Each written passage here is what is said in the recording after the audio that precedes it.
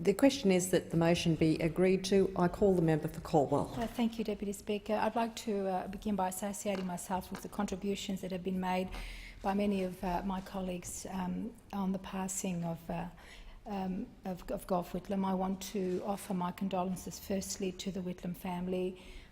They have lost a father and a grandfather, and of course the Australian Labor Party and indeed the broader community have lost a significant and indeed iconic figure. Deputy Speaker, in reflecting on the life and times of Gough Whitlam, one cannot do so without making reference to the other half of the Whitlam whole, his life's partner, Margaret Whitlam, who passed away a couple of years ago. This was, Deputy Speaker, Australia's power couple, akin to the Roosevelts, Eleanor and Franklin Delano. And I thought that when I met them both for the first time as a 16-year-old schoolgirl during that dramatic period after November 11 in 1975. And of course the passage of time has only reaffirmed my belief that Gough and Margaret Whitlam were truly a marriage of true minds. It's often said, Deputy Speaker, that everyone remembers where they were on the day that the Whitlam government was dismissed by the Governor-General, Sir John Kerr. I remember where I was. I was actually in class at Year 11 at Princess Hill High School, and I remember the uproar in our entire school community. Students and teachers alike were absolutely outraged and, in our case, took to the quadrangle, the school quadrangle, as opposed to the streets. For me, this marked the beginning, I believe, of my own political activism. And like everyone else around me at the time, I felt, because such was the feeling at the time, I felt that I had to do something. I very much wanted to be a part of the dramatic events that were unfolding. The public wrath was palpable as Australians faced what many consider to be the closest we are yet to come to a coup d'etat. So I joined the Migrant Workers Committee at the Victorian Trades Hall Council, and I ended up working as a volunteer on the election campaign to re-elect the Whitlam government, of course, in the 75 federal election. And of course, Deputy Speaker, I could say that the rest is history. When I indeed became the candidate for the federal seat of Cornwall in 2001, I wrote to Gough inviting him to launch my campaign. Quite to my surprise, and as my colleague previously said, quite to my surprise, he rang me and he actually greeted me in the Greek language. His voice on the other end of the phone that says "Yashu Tikanis," and I immediately recognised it to be Gough Whitlam's voice, and I was very surprised that he would greet me in the Greek language at the time, but not really surprised, as I will mention later. I invited Gough because I discovered that the last function he had officiated at as Prime Minister of Australia was to attend the opening of the Broadmeadows Sports Club in Broadmeadows, in my electorate.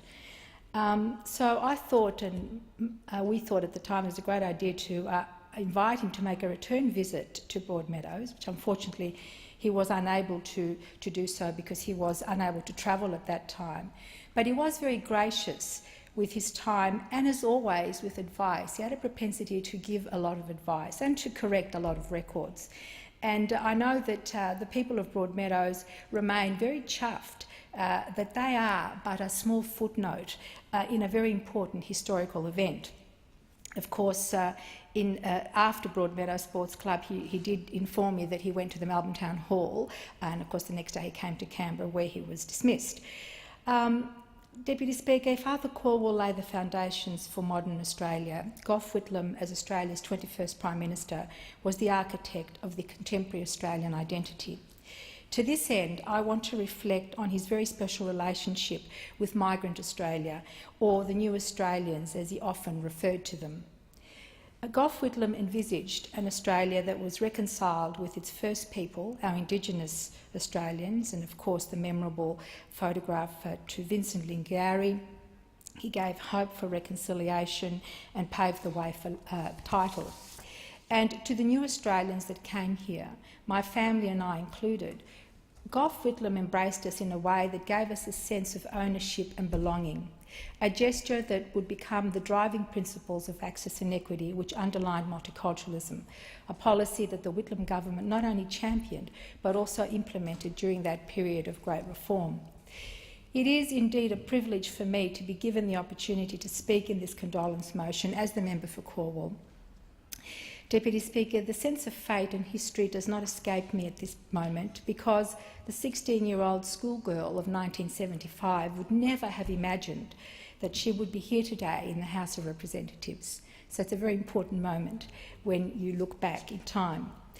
Deputy Speaker, universal health, free education, land rights, the Racial Discrimination Act, ending conscription, illegal aid, no-fault divorce, pension reform, multiculturalism, a new national anthem and so much more are some of the most iconic policies that characterise the Whitlam government. But it's Gough's relationship with the new Australians that I want to reflect on here today, and in particular his relationship with the Australian Greek community. It was a very special relationship. Gough Whitlam was a Philhellene in every sense of the word.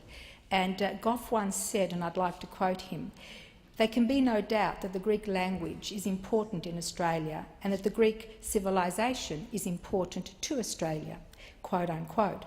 Gough Whitlam became very involved in the Greek Australian community, from advocating for the return of democracy to its original birthplace during the 7-year dictatorship of the 1960s and early 70s, to supporting Australian peacekeeping forces in Cyprus, to advocating for the return of the Parthenon marbles. He was indeed a true friend of Greece and the Australian Greek community. He was patron of the Antipodes Festival in Melbourne for many years. He was an honorary member of the Greek Orthodox community of Sydney and New South Wales, and he was the recipient of the Hellenic Republic's highest honour, the Order of the Phoenix, for services to Hellenism. Gough was, as my constituent Konstantinos Tsourdalakis, the cantor of our local Greek Orthodox Church, says, in his 18-stanza Homeric prose he wrote on the occasion of Gough's passing last week, Gough was, quote, the Greek community's second father. Gough, I'm absolutely certain, would love Mr Tsourdalakis' 18-stanza Homeric epic tribute to him, and I only wish that I could read it out in the chamber today, but I think I would be trying the patience of Hansard considerably. So the affection that new Australians had for Gough is captured, and I want to finish with this, is captured by what my late father always used to say to me. He recalls that during the 1975 campaign rally in Melbourne, Gough walked past my father, he stopped and he shook his hand. My father always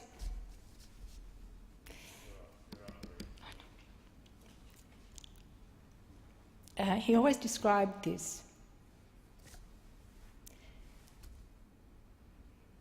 as the moment an Australian Prime Minister had embraced him as a fellow Australian. So there is no denying that Australia is a better place today because of Gough Whitlam.